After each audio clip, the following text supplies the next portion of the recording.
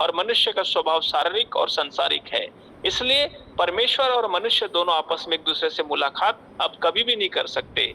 इसलिए परमेश्वर और मनुष्य अलग अलग हो गए। इसलिए मनुष्य पृथ्वी पे रहता है और इसलिए परमेश्वर स्वर्ग में रहता है। नहीं तो परमेश्वर भी पृथ्वी पे रहने के लिए मनुष्य के साथ आ सकता था, लेकिन अभी नहीं आ सकता।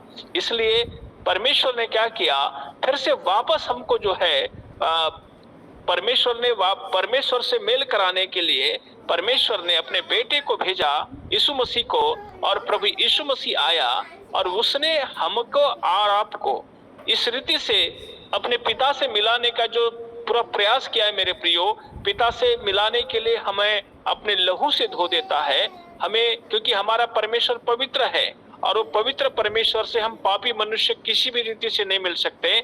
इसलिए यीशु मसीह बीच में आया और उसने क्या किया, हमारे पापों के खातिर अपने आप को लहूलुहान कर दिया और हमारे गुनाहों के लिए वो मारा गया और हमारे लिए ही उसे सब कुछ ताड़ना पड़ी ताकि हमको शुद्ध, पवित्र और निर्दोष और निष्कलंक करके हमको फिर से वापस परमेश्वर से मिला सके। अब हम यहाँ पर देखते हैं मेरे प्रियो, अब सारे पाप की जड़ क्या है। अब सारे पाप की जड़ जो आदन की वाटिका में जो मनुष्य के जीवन में जो आई है वो ये है मेरे प्रियो, सारे पाप की जड़ है स्वार्थ।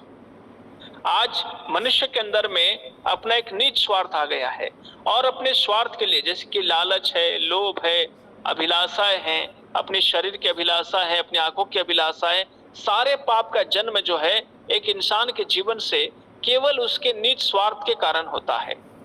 पवित्र शास्त्र बाइबल में इस प्रकार से लिखा है, रोमी की पुस्तक उसके 1 अध्याय के 28 वचन में, जब मैं आपके सामने एक वचन पढ़ देता हूं, उसमें लिखा है कि जब उन्होंने परमेश्वर की पहचान को पहचानना न चाहा तो परमेश्वर ने भी उन्हें उनके निकम्मे मन पे छोड़ दिया कि वे अनुचित काम करे। इसलिए वे सब प्रकार के अधर्म, दुष्टता, लोभ, लालच, बैर भाव और डाह, हत्या, झगड़े, छल, ईर्ष्या और जलन, चुगलखोर, बदनाम करने वाले, घृणा करने वाले, दूसरों का अनादर करने वाले, अभिमानी, डिंगमार, बुरी बुरी बातों को बनाने वाले, माता पिता की आज्ञा न मानने वाले, निर्बुद्धि, मया रहित, विश्वासघाती और निर्दयी हो गए।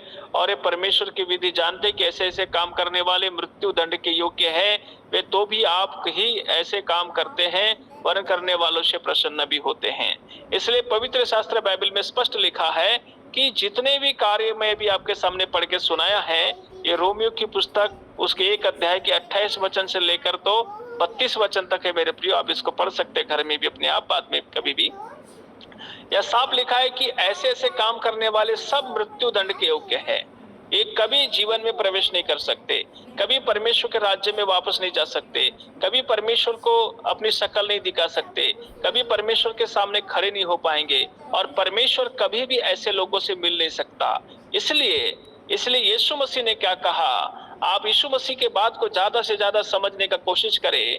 प्रभु यीशु मसीह ने स्पष्ट कहा, मैं पिता में हूं और पिता मुझ में है, पिता और मैं हम दोनों एक है। हम जो मुझे पिता कहता है वही मैं तुमसे कहता हूँ, और जो पिता मुझे जो कहने के लिए कहता है वही मैं वापस तुमसे कहता हूँ। प्रभु यीशु मसीह आपके और मेरे बीच में, परमेश्वर और मनुष्य के बीच का जो गैप हो गया है, जो बातें हो गई है, पवित्र शास्त्र बाइबल के यशायाह नबी की पुस्तक में परमेश्वर और मनुष्य के बीच में, मनुष्य के विचार और परमेश्वर के विचार में जमीन और आसमान का अंतर आ गया है। ये जमीन और आसमान का अंतर मतलब समझने का प्रयास करिए मेरे प्रियो। परमेश्वर जब स्वर्ग में है वो एक आत्मिक परमेश्वर है, और पृथ्वी का मनुष्य जो है पूरा सांसारिक मनुष्य है और शारीरिक मनुष्य है।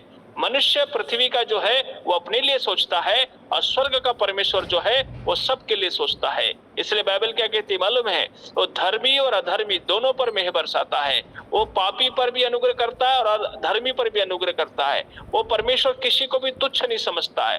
परमेश्वर जो आत्मिक परमेश्वर है वो सबके लिए सोचता है, वो सबकी सुधि रखता है। इसलिए यीशु मसीह क्या बोला, यीशु मसीह बोला तो अपने शत्रुओं को क्या करना, क्षमा करना, अपने सताने वाले के लिए प्रार्थना करना, तुझे गाल पर कोई मारे तो उसके लिए दूसरा गाल दे देना, तुझे कोई धोर मांगे तो उसे तो कुर्ता दे देना, तुझे कोई 1 मील लेके जाए तो 2 मील लेके चले जाना। प्रभु यीशु मसीह ने यहाँ पर सबसे पहले बात करी कि जब तक तुम्हारे अंदर का स्वार्थ नहीं मरेगा तो समझ लेना ये पाप भी नहीं मरेगा। ये पाप की जड़ है स्वार्थ, और ये स्वार्थ हमारे अंदर में उसी अदन की वाटिका में आ गया जहां से आदम और हवा ने वो फल खाया जो फल नहीं खाना चाहिए था, उनको अपना शरीर दिखा और अपने शरीर के कपड़े बनाने लगे, उसी तरह से इंसान को केवल